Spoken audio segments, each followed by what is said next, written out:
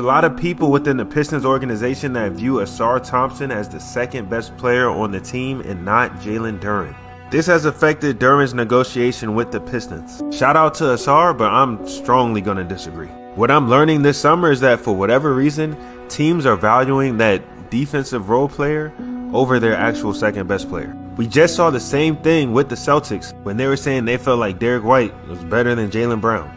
I understand Jalen Duren did not play well during the playoffs. I get it. But even at his worst, he's still better than Ausar Thompson, and that's no disrespect to Ausar. During the playoffs, Jalen averaged 10 points, 8 rebounds, 2 assists. The same amount of games, basically the same amount of minutes too. Ausar averaged 8 points, 8 rebounds, 3 assists. Now, obviously, there are other stats that can go into whatever they're thinking, especially when you're looking at it from a team perspective. But to me, that will only confirm that Ausar is a better role player next to Cade than Jalen Duren, possibly. But just player for player, there's no way you feel Ausar is better than Jalen Duren. And mind you, during the playoffs, neither one of them was the second best player. It was Tobias Harris. Be a shock to some people on outside of Detroit, but they're saying that the Pistons, believe that Ausar Thompson is a better player, is their second best player, and not Jalen Duren. A lot of people got to understand, that they love Ausar Thompson in the building, and they believe that he's going to take the offensive jump. They believe he is going to take the offensive jump. They 100% believe he will make that jump offensively. Obviously, some videos, I could trick you out, watching edited videos. Seem like he can hit that jumper, and they believe it. They understand they got Fred Vincent in there helping them shoot. Heard that the Thompson twins working with Mike Miller. Shout out to Mike Miller, OG Florida. Working with him, shooting the ball. They believe in his work ethic. They believe in the Thompson twins. You got to remember, Trajan Lane didn't draft Ausar Thompson, so this is an objective look at Ausar Thompson. Even when you look at Isaiah Stewart. When he said that, Trajan Lane said when he took over that, hey, man, you a trade candidate. So that made him feel some type of way.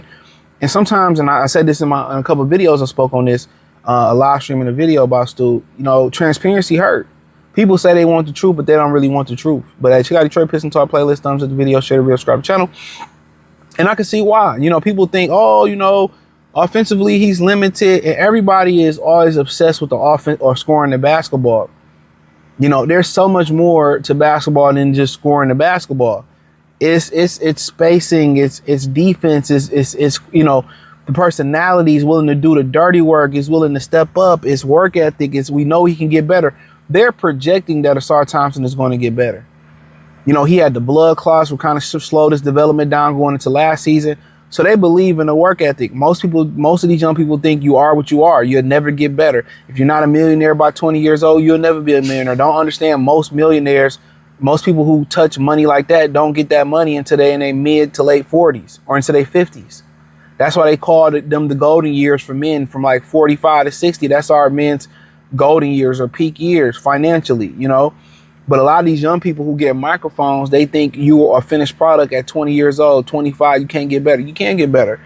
And they really love them. I was talking to somebody inside the organization, they had inside information inside of the organization about 2 years ago. And they said they love that kid. They ain't never get rid of that kid. He's so quick.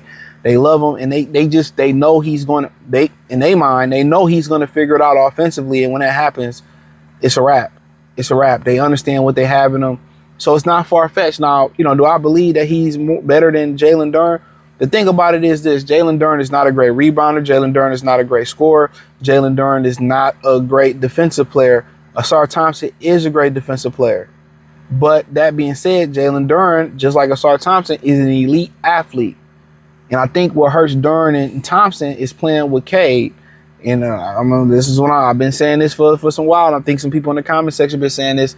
Cade Cunningham's inability to push the pace, it hurts Thompson and Jalen Duren's value. Now, his ability to push the pace, will it cover up some flaws? Yeah. They gonna probably, if he pushed the pace more, Duren probably averaged 23 points a game. And he pushed the pace more, Thompson probably averaged 15, 16 points a game. Because they're gonna get up, but come playoff time, you still gonna have the same problems. So it don't really matter. Come playoff time, they're gonna still have the same problem. So, they still gotta be able to shoot the ball. But from the standpoint of view, I would say Their second best player is Jalen. I would say their second best player right now is Jalen Duren. You know, more offensively inclined. It's not even close than Ausar Thompson. You know, he can pass it. He got a little baby jumper. You know, the post. I mean, you see the structure.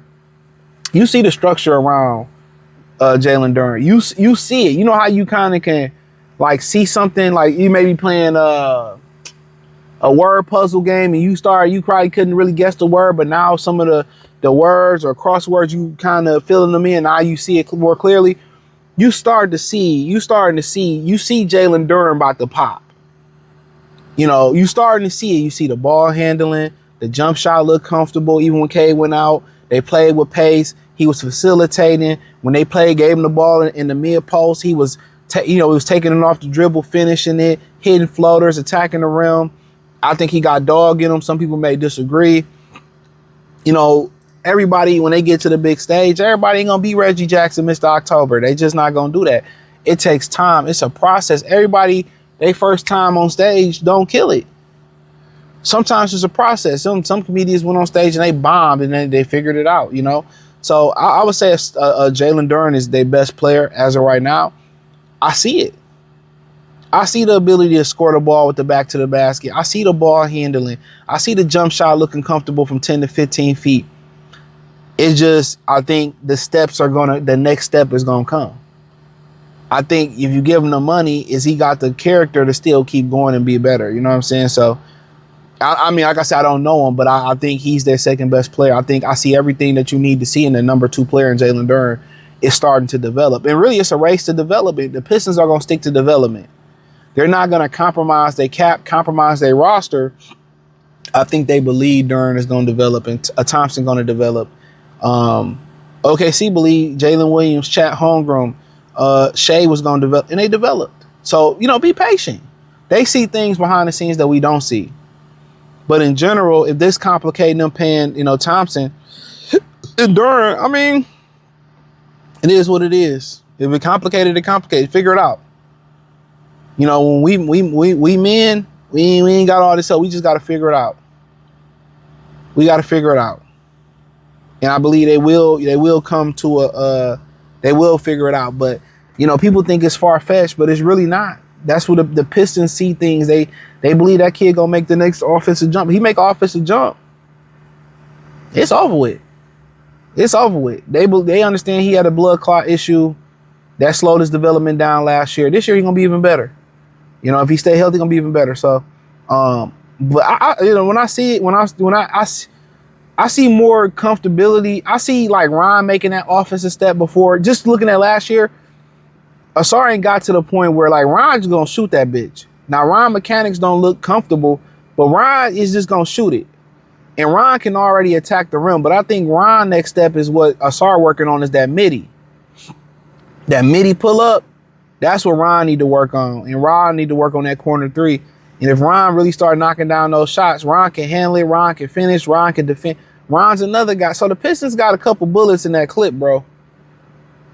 When it comes to developing Ron, developing Ausar, developing Duren, developing Abuka Corey, developing Dennis Jenkins, Cade is still developing. They gonna just stick with that. I mean, ain't no rush.